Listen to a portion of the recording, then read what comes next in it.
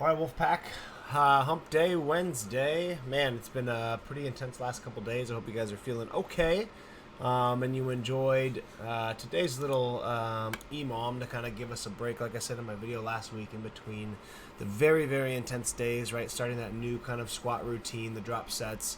I myself am very, very sore, so it was definitely nice to have a little mixed day in between here. We got some overhead work in, and then we kind of got to flush the body a little bit. Even though this is freaking nasty, non-weighted, and it was just nice to sweat and breathe and get some of that gunk out. So hopefully we feel better tomorrow. And we're ready for this EMOM. So I kind of switched up the squat snatch stuff a little bit. We did a lot of the touch and go stuff. And then the 10 rest 10 was pretty exciting last week. So I just wanted to kind of get back to some snatch basics here. We're going to do the exact same EMOM setup here as last week, but the first 3 minutes are going to be spent in that high hang position. I love starting EMOMs with this because it really gets people's hips going, and it really gets people's speed under the bar primed for when we get to these heavier weights. As we all know, picking the barbell up from the ground to the hips is pretty easy. It's just a deadlift, but the hip action, the extension, and then the catch position is very, very important for the squat snatch. So this is just a great opportunity to prime that. We shouldn't be doing this very heavy at all. Something where you don't have to focus on anything but, right? Good torso position. When we dip, chest is behind the bar, full extension, right? And then once we feel that barbell start to raise and we get to that extension point, it's how fast can you pull yourself into the bottom and catch in a really good overhead squat position. So every time we do this before an EMOM, I feel like people's snatches really, really improve throughout the EMOM. They hit bigger weights, feel more comfortable. So really pay attention to these positions in the high hang snatch and how they feel that takeoff position. And then as you're going through the squat snatches, the 3, the 2, and the 1s, just be focusing on getting the barbell into the hips and recreating that hip action. And I think you're going to be super successful.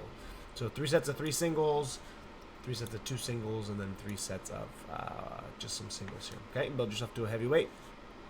And then we got a different little Metcon here. It's 3 sets, same kind of interval time that we've done a lot of work at, 3 minutes on and a minute off, but I decided to spice it up a little bit by adding some weight changes. Okay, so this is just our ascending rep scheme, 1, 2, 3, 4, 5, 6, 7, all the way as far as you can go with power cleans and toes to bar. So the weight is going to start heavier on the shorter rep counts, right? So we'll work ourselves through this as high as we can in 3 minutes.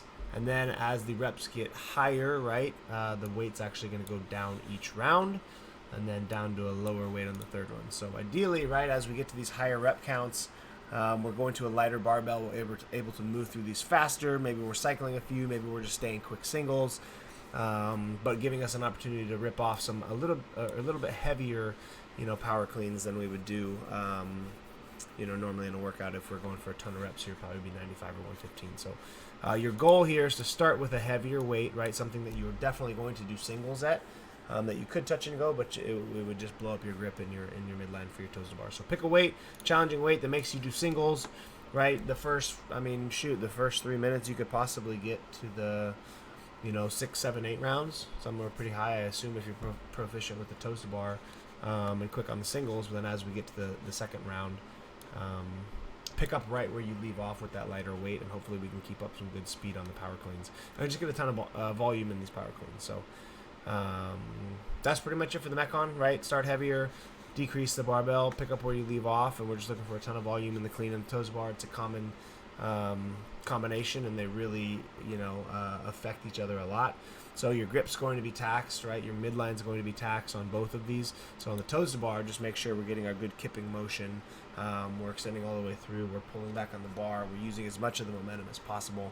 And don't get caught up in the early rounds. Remember, like doing quick little swim kicks on the toes to bar or sprinting through the barbell, right? Just pick your consistent pace, because 3 minutes for these movements are pretty quick movements, especially the clean. And these short rep counts, you can get through a whole lot of work in a really, really short amount of time and screw up the rest of the workout. So be smart with your pacing, pick appropriate weight, start heavier, go lighter, and it'll be a good little stimulus. So you guys have a great hump day, great Wednesday. If I don't see you, let me know if you have questions. Other than that, toodles.